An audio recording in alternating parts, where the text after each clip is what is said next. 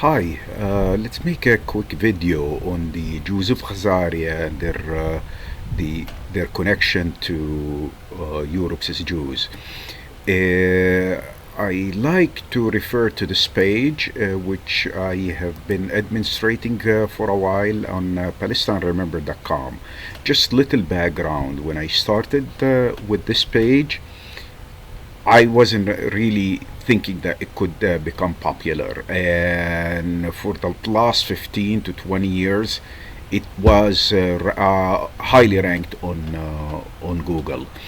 Initially, when I approached this subject, I approached it very carefully because I came from a background that claimed that Europe's Jews came from Khazaria, and tell you the truth, I didn't believe it. I actually thought it was an anti-Semitic conspiracy, and I didn't give it much thought. On the other hand, when I was working in Chicago, I came across so many Jews who came from Ukraine and Belarus, and some from they traced their roots to Poland, especially Lviv, and they brought this to my attention one after the other. One of them was Mr. Gordon. I refrained from mentioning his first name, and he told me his dad always told him that we're much closer to Genghis Khan than to the Prophet Abraham. That seemed odd. Why would his dad tell him this? So this was part of the folk history, tradition. And then I asked another friend to ask his rabbi about the Red Jews, because this is another name for the Jews of Khazaria, is that they were red. And the name got stuck, and the rabbi told him, yeah, that's true, and but we don't like to talk about them. Interesting. So it became, and by the way, the connections to the roots, to Europe's Jews' roots to Khazars was spoken openly in even in Israel until 2015. Until then, it wasn't considered a conspiracy theory, and the biggest proof of this, this is my quotations from what I took from the World Zionist Organization, and of course they deleted it in 2009. And so let's go over there. However, their pages was saved. An image of it was saved on archives.org. So making this an anti-Semitic conspiracy is only recent. Before, it was spoken in the open, and this was brought to my attention by Shlomo Sand in an interview with Haaretz, and he clearly stated that this was an open secret in Israel, and openly you could discuss it up to 1970s, 80s even. You can read some of it is over here. And then I decided to do even more rigorous research, and it came to my attention what Dr. Alfred Lilienthal said, that if you research Jewish history pre-Dreyfus trial, you will find most Jews identified themselves, or most Jewish movements identified themselves with the Chazars. This came to me as really a big surprise. So I started looking into what he was referring, and trying to find any reference to Palestine as a center to Europe's Jews, and I couldn't find anything. On the other hand, I found so many references to Chazars, as you will see here in the fourth Jewish encyclopedia. You can see it on page 2. And we have a link link to it from here, and it is saved on archives.org too. On the other hand, the whole story changed after the Dreyfus trial, and and guess who covered that trial? Theodore Herschel. So this should tell you something. The other logical argument is this: if let's zoom in here. If you take a look at this map, most of Europe Jews come from here. I don't want to say 95%, but it is very very. You could tell maybe like at least 80%. I would say 90%. However, when the Lithuanian and Polish Confederation became into existence after the Khazar Empire collapsed, many moved just a little bit to the west, into Central Europe. So it's odd that somebody will say Europe's Jews has no connection to Khazar Empire, although they come from very similar area. It's just doesn't make sense. What are the odds of it that they appear in the time and the place where Khazars ruled for 500, 600 years? Khazars are well documented in Arab history and in Sephardic Jewish history in Cordoba, in the Iberian Peninsula. So this really got me very, very curious because I have a very long experience with arguing with Zionists, and almost everything they say is based on lies, and we addressed many of them in these two sections: facts, not lies. And you can see it in the Zionist frequently asked questions. These are very popular in the Zionist quotation section. This is from their archives, so I'm not quoting somebody else. And by the way, I am not a genetics or a scientist. I'm just an avid historian, but I have a very good background in common sense. So now let's go on, and just I don't want to. You can read this article, but I like to address now the scientific portion. Mr. Imran Al-Hayek did a very good paper, and it's widely cited. And please read it. It came at the end of 2012. However, they immediately tagged him as being anti-Semitic. I have no idea, although I believe he is an Israeli. And he said something very interesting. Before he started doing his research, he approached those who claim that the Jews of Europe are related to the Middle East, and he asked them for their data. And they refused to share with him the data. And this is on Wikipedia. You can find it on his page. And I believe they asked him to have a commitment not to use the data against the interest of the Jewish people, as if they are the custodians on Jewish rights. It's really amazing.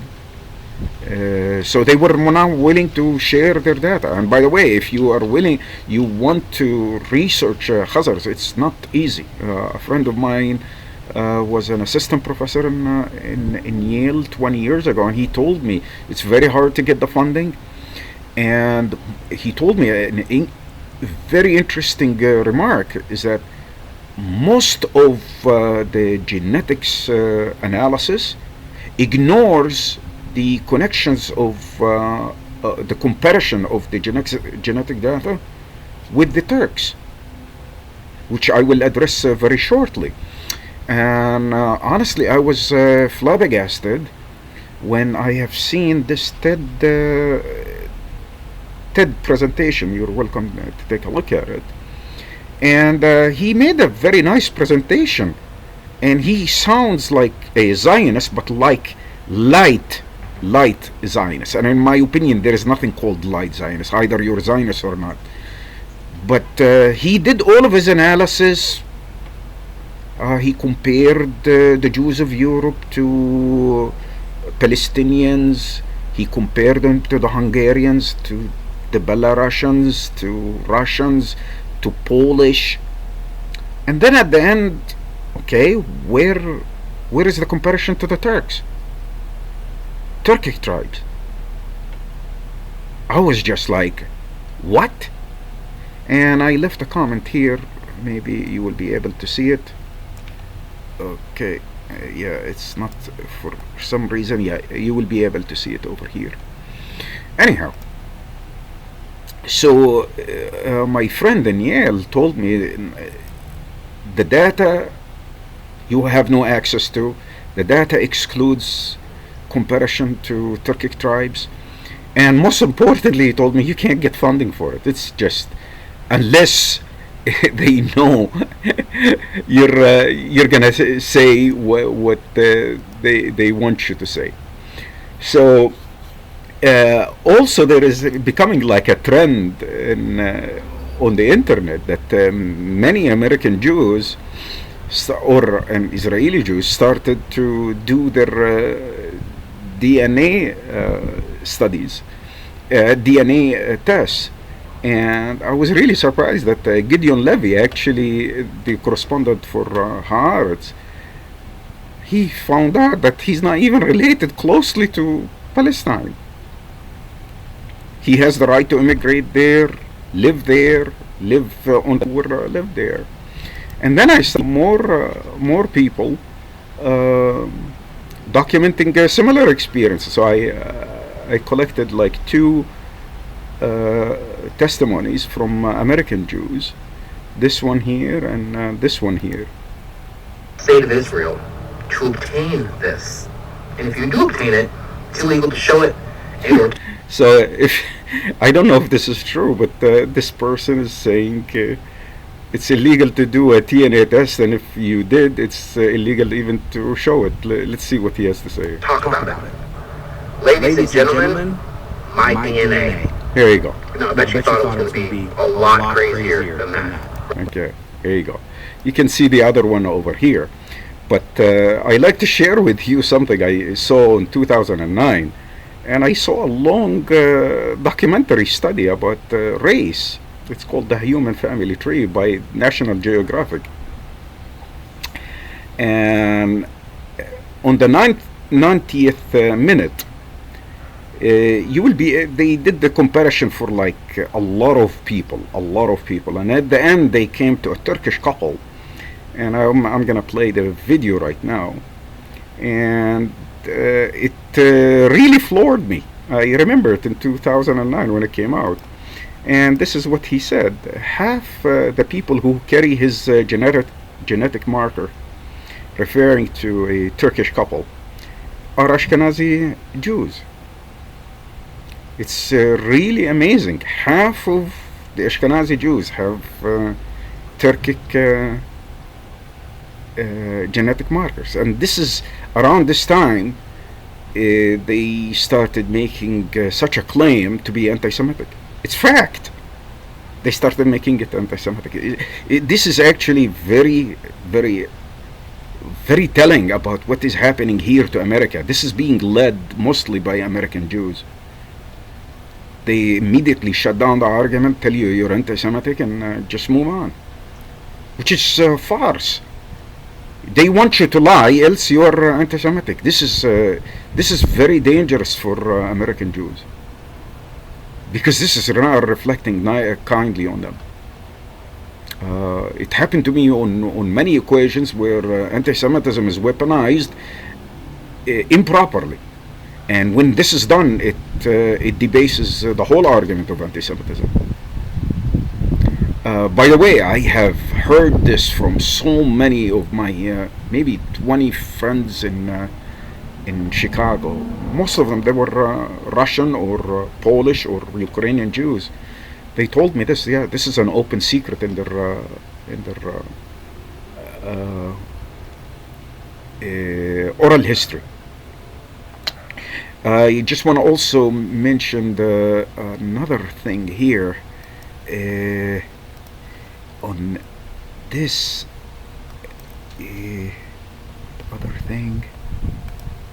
Okay, we talked about this, and by the way, I need to make sure we need to be open-minded, and I mentioned it over here in the analysis section, and I like to read some of it.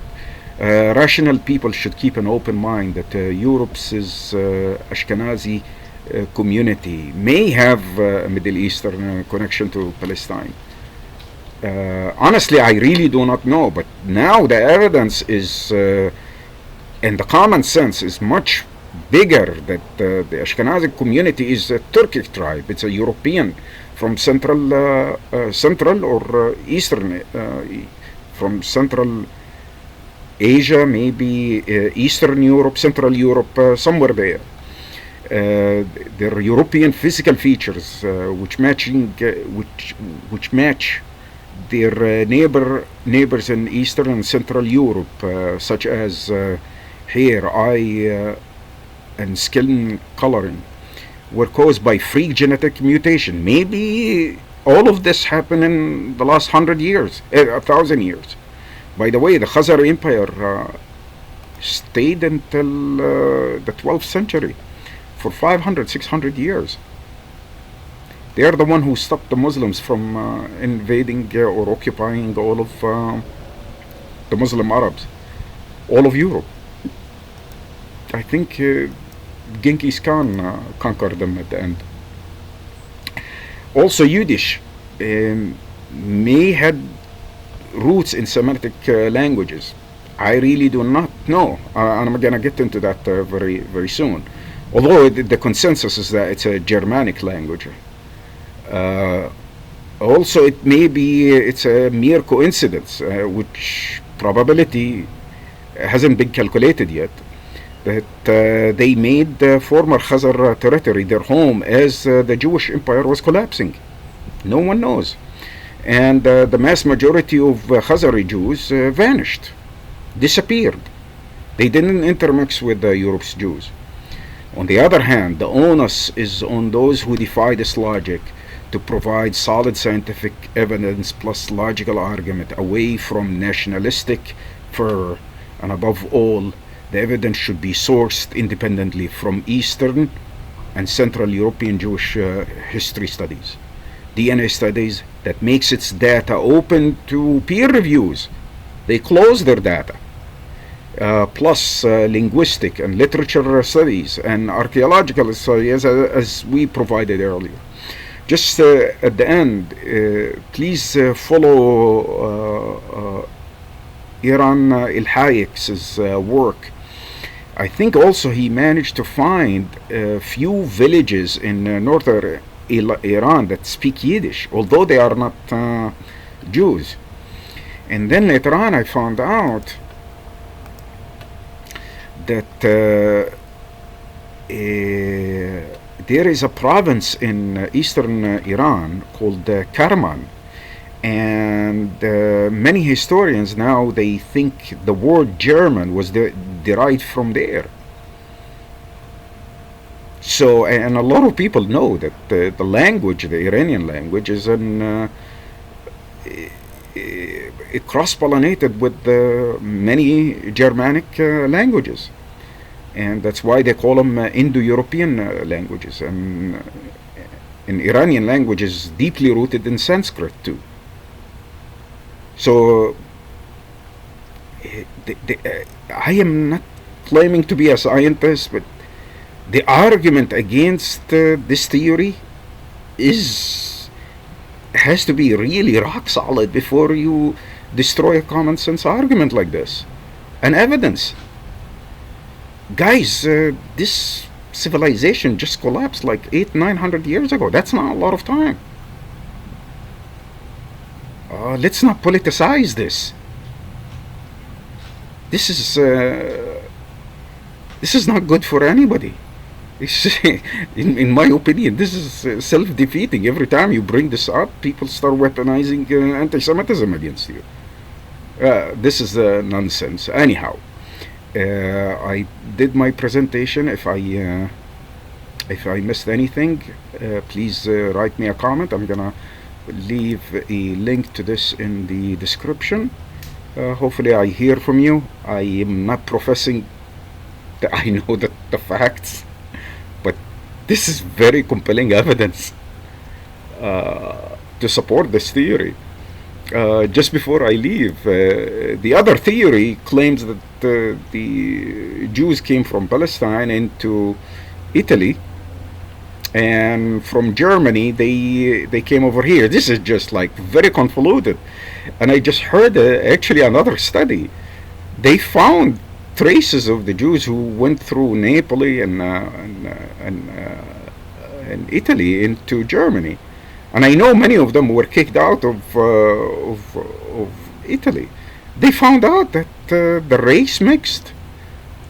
So even this theory, it has many holes in it, that the race mixed from the Italian Jews who made it into Germany. And as I am researching the Havara Agreement, I was flabbergasted when I found out that the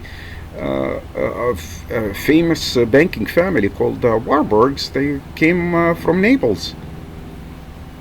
Yeah, there is no question about it. That the whole, I am not denying that they have Levant DNA.